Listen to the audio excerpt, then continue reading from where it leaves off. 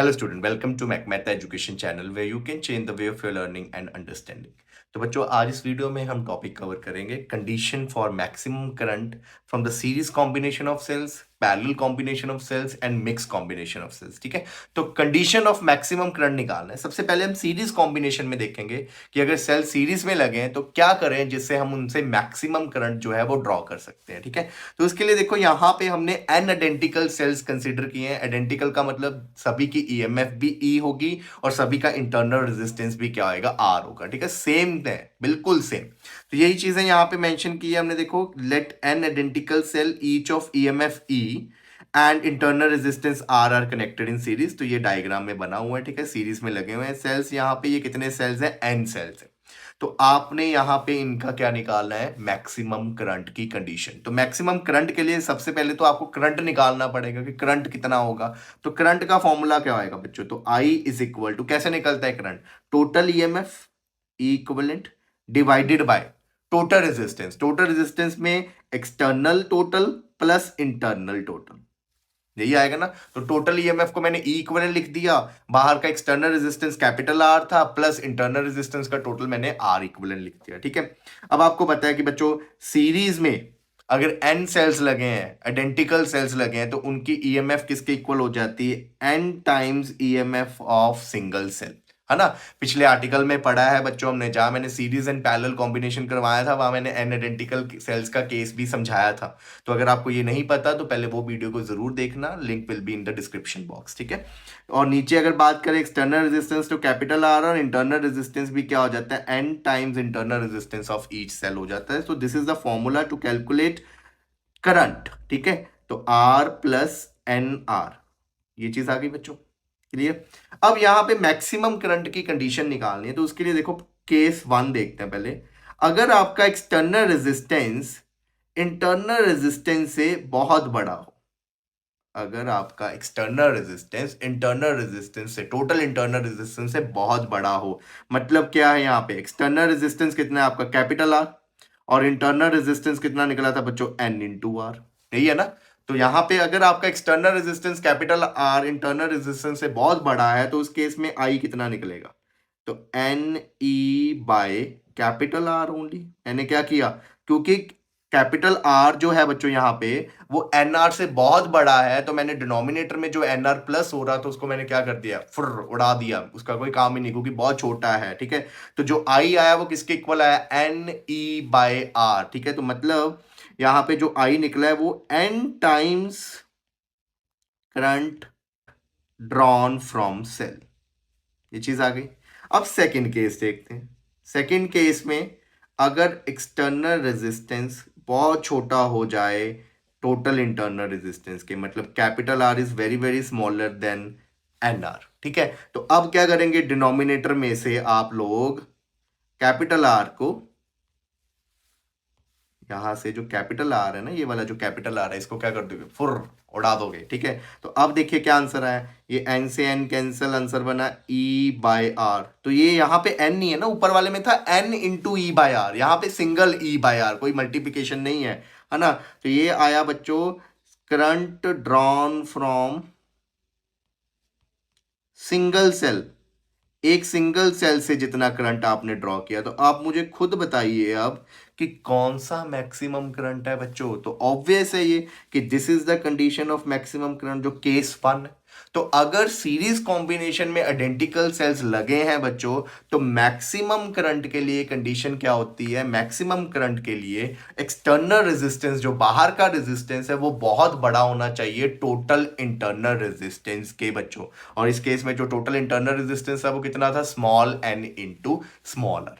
Is it clear बच्चों। So ये एक मैक्सिमम करंट है। जब भी क्वेश्चन में मैक्सिमम करंट बोला गया सीरीज कॉम्बिनेशन का, तो ये चीज आप ध्यान में रखना कि उस केस में इंटरनल रेजिस्टेंस को आपने कैलकुलेट नहीं करना, क्योंकि मुझे सिर्फ क्या चाहिए, एक्सटर्नल रेजिस्टेंस चाहिए फॉर्मूले में। ठीक है, so now next is बच्चों condition for maximum current from parallel combination of cells. तो अब हमारे पास पैरेलल कॉम्बिनेशन है, तो यहां पे भी हमने एम अब स्मॉल m जो है वो आइडेंटिकल सेल्स लिए हैं, पिछले में n लिखा था, इसमें मैंने m लिख दिया है, ठीक है। तो m आइडेंटिकल सेल्स है हमारे पास, सभी का ईएमएफ ई है, सभी का इंटरनल रेजिस्टेंस आर है, पैरेलल में लगे हैं।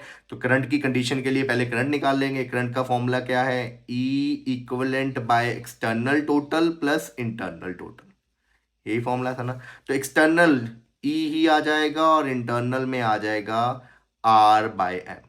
ये भी पता होना चाहिए बच्चों कि जब आइडेंटिकल सेल्स पैरेलल में लगे हों तो टोटल ईएमएफ सिंगल सेल की ईएमएफ के इक्वल भी हो जाता है, और टोटल इंटरनल रेजिस्टेंस जो है वो क्या होएगा, single internal resistance divided by total number of cells, ठीक है। तो ये मैंने पिछली वीडियो में समझाया हुआ है पैरेलल में, जिसका लिंक मैंने ऑलरेडी बताया, डिस्क्रिप्शन बॉक्स में मिल जाएगा, ठीक है।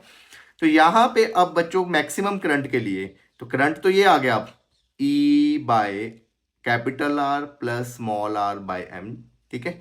तो इसमें अब वही सेम, अगर आपने करंट मैक्सिमम देखना है तो उसके लिए डिनोमिनेटर मिनिमम करना पड़ेगा। तो डिनोमिनेटर में दो ही टर्म है, एक एक्सटर्नल रेजिस्टेंस के रिलेटेड और एक टोटल इंटरनल रेजिस्टेंस के रिलेटेड। तो किसी एक को क्या करना पड़ेगा, निगलेक्ट करना पड़ेगा। तो देखते हैं इसमें किसे निगलेक्ट करने पे आंसर मैक्सिमम आता है। तो केस 1, जब आपका एक्सटर्नल टोटल रेजिस्टेंस जो है वो इंटरनल टोटल रेजिस्टेंस से बहुत बड़ा है। तो एक्सटर्नल टोटल रेजिस्टेंस क्या है हमारा, कैपिटल आर, क्योंकि हमने एक ही रेजिस्टेंस लगाया बार कैपिटल आर, ठीक है। तो यहाँ पे capital R must be greater than internal total कितना है, आर बाय एम।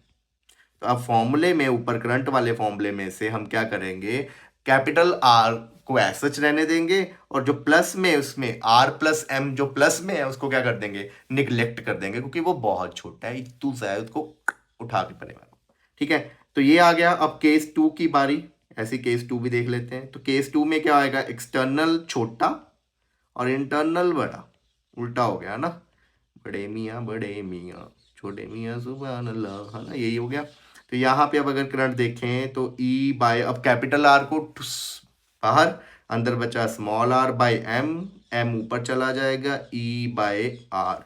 तो ये था बच्चों सिंगल सेल में से करंट, और ये जो आया ये है m times, this is what, m times current drawn from cell, है ना। And this is only single time, जो ऊपर वाला है ना, तो this is only single time, और नीचे क्या है, m टाइम्स। तो कौन सा मैक्सिमम है, ऑब्वियस है बच्चों, दिस इज द मैक्सिमम। तो पैरेलल में उल्टा हो जाता है। पैरेलल में मैक्सिमम करंट कब निकलता है, जब आपका इंटरनल रेजिस्टेंस एक्सटर्नल से बहुत बड़ा होता है, उस केस में मैक्सिमम हो जाता है। और कितना हो जाता है वो, M E by small R, मतलब इसमें आपको बाहर के रेजिस्टेंस की जरूरत नहीं है, सिर्फ इंटरनल रेजिस्टेंस की जरूरत है। और एम क्या है यहाँ पे, total number of cells that are connected in parallel. Clear. Series में उल्टा था, सीरीज में क्या था, मैक्सिमम करंट तब आएगा जब जब जब आपका external total resistance is very very greater than internal total resistance. Clear बच्चों। अब नेक्स्ट है बच्चों, condition for maximum current from mix combination. तो मिक्स ग्रुपिंग ऑफ सेल्स है, इसमें क्या होगा, सेल सीरीज में भी होंगे और पैरेलल में भी लगे होंगे। तो यहाँ पे डायग्राम आपको दिख रहा है, अगेन आइडेंटिकल सेल का ही केस चलेगा बच्चों।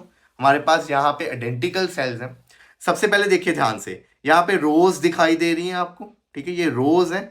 हर एक रो में कितने सेल्स हैं बच्चों, n सेल्स है। कितने सेल्स हैं, n सेल्स हैं। तो ये एक रो में टोटल कितने सेल्स हैं, n। तो ये लिखा मैंने कि each row contain n cells. और टोटल कितनी रोज है, ऐसे कितनी रोज है नीचे, तो टोटल m रोज है। ये भी लिखा मैंने, total number of rose is m।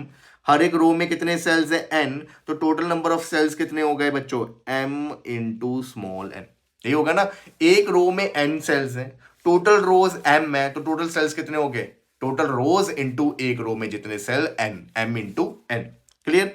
तो अब इसमें मैक्सिमम करंट की कंडीशन निकालनी है। तो मैक्सिमम करंट के लिए सबसे पहले आप क्या करोगे, मैक्सिमम करंट के लिए करंट को निकालना पड़ेगा, फिर ही मैक्सिमम निकलेगा। तो उसके लिए फॉर्मूला आपके पास है, I is equal to E equivalent upon capital R plus small R equivalent, क्योंकि बाहर तो हम एक ही रेजिस्टेंस लगा रहे हैं, कैपिटल आर, ठीक है।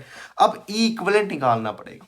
तो ई इक्वलेंट के लिए देखो ध्यान से समझना, ई इक्वलेंट के लिए इस डायग्राम को अगेन सॉर्ट आउट करके बनाना पड़ेगा। तो वो कैसे बनेगा, देखिए यहां पे हर एक रो में n सेल्स हैं और सारे आइडेंटिकल हैं, सारे ईएमएफ कितनी है, सभी सेल्स की ई है। तो अब मैं क्या करूंगा, सबसे पहले एक रो को सॉल्व करूंगा। तो एक रो में n सेल्स, सभी की ईएमएफ ई, तो इसका मतलब इन सभी सेल्स को हटा के इनकी जगह एक सिंगल सेल लगा दो जिसकी ईएमएफ कितनी होगी, एन इंटू ई बच्चों, और जिसका इंटरनल रेजिस्टेंस कितना होगा, इंटरनल रेजिस्टेंस हो जाएगा एन इंटू आर। यही होएगा ना। तो मैंने पहली रो में जितने सेल्स थे उनकी जगह उनका इक्विवेलेंट लगा दिया, ठीक है। एन सेल्स थे, सीरीज में लगे थे, तो एन टाइम्स ईएमएफ हो जाएगी और एन टाइम्स रेजिस्टेंस हो जाएगा, ठीक है। तो ये बन गया अब हमारे पास ऐसे। ये कितने हैं यहाँ पे हमारे पास, ये एम सेल्स है, एम रोज में एक एक ही सेल लगे हैं, और उस सेल की जो ईएमएफ है वो कितनी हो गई, एन टाइम्स ई हो गई, ठीक है। अब ये टोटल कितने हैं, एम रोज हैं। अगर टोटल एम रोज है बच्चों, तो इसका मतलब टोटल सेल्स कितने बचे। अब तो एक रो में एक ही सेल है ना, क्योंकि हमने सारे सेल्स हटा के एक सिंगल सेल रख दिया, ईएमएफ बैलेंस करके उसकी उतनी ईएमएफ रख दी वहां पे, है ना, सेल की।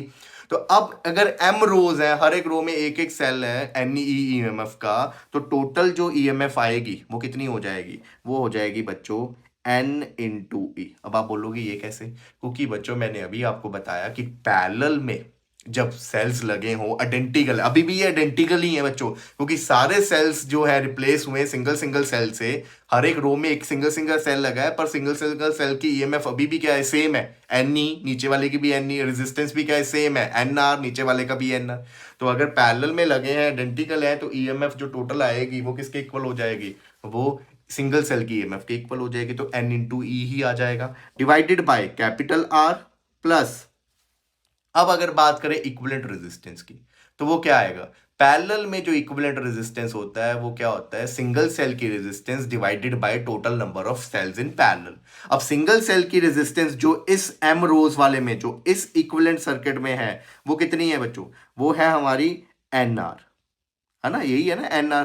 तो एन आर डिवाइडेड बाय कितने हैं, एन, तो ये चीज आ गई। तो यहाँ पे current is what, N E by R plus N R by M, LCM वगैरह ले लो नीचे, N E by multiply M R plus N R, जो नीचे एम था वो कहाँ चला जाएगा, ऊपर।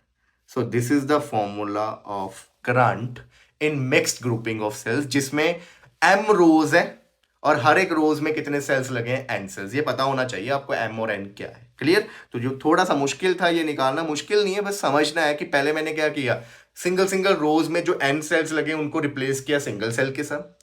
फिर अब सारी जो एम रोज है उसमें सिंगल सिंगल सेल लगे जो आइडेंटिकल है, आइडेंटिकल में आपको पता है ईएमएफ जो है वो सिंगल सेल की ईएमएफ के इक्वल हो जाता है, जो इंटरनल रेजिस्टेंस है वो डिवाइड हो जाएंगी जितने नंबर ऑफ क्या है, सेल्स पैरेलल में लगे हैं, मतलब जितने नंबर ऑफ रोज है।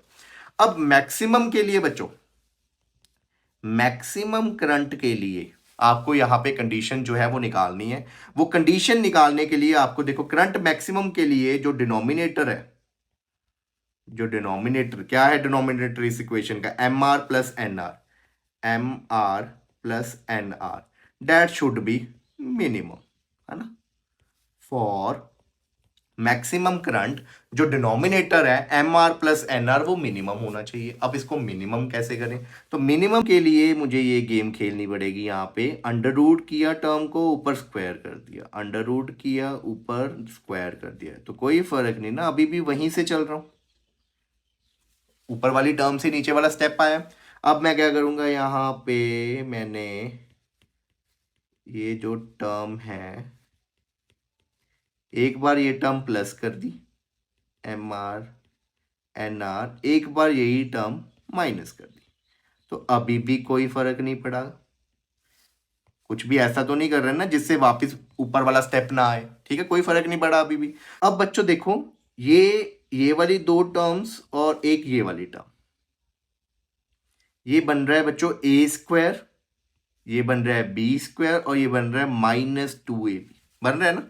ए square is what, under root M R का square, B square is what, under root N R का स्क्वायर, उसके बाद 2 भी है, ए भी है और बी भी है ना ये चीज। तो इसकी जगह मैं क्या लिख सकता हूं, इसकी जगह यहां लिख देंगे ए माइनस बी का होल स्क्वायर, ठीक है। और बची टर्म कौन सी, +2 under root M R under root N R, यही बचा ना,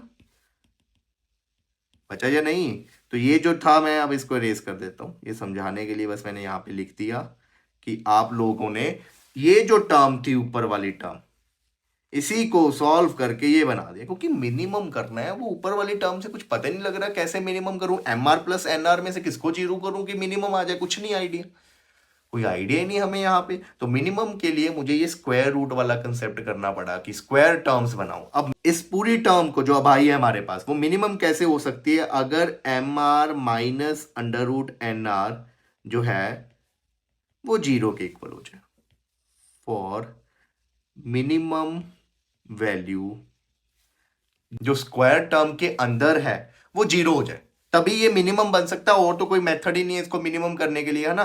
तो ये जो है ये जीरो तभी हो सकता है जब अंदर वाली जो टर्म्स है जो माइनस हो रही है वो जीरो हो जाए। अब आप बोलोगे ये जीरो हो जाए तो भी मिनिमम हो सकता है ये वाली टर्म, ये जीरो होएगी कैसे, प्रैक्टिकली सोचो ये कैसे जीरो हो सकती है। ये जीरो तभी हो सकती है जब इनमें से कोई टर्म जीरो होगी, और इनमें से कोई टर्म प्रैक्टिकली सोचो जीरो हो सकती है। क्या मैं बोल सकता हूँ एन जीरो, एन जीरो का मतलब क्या है कि रोज में सेल ही नहीं लगी।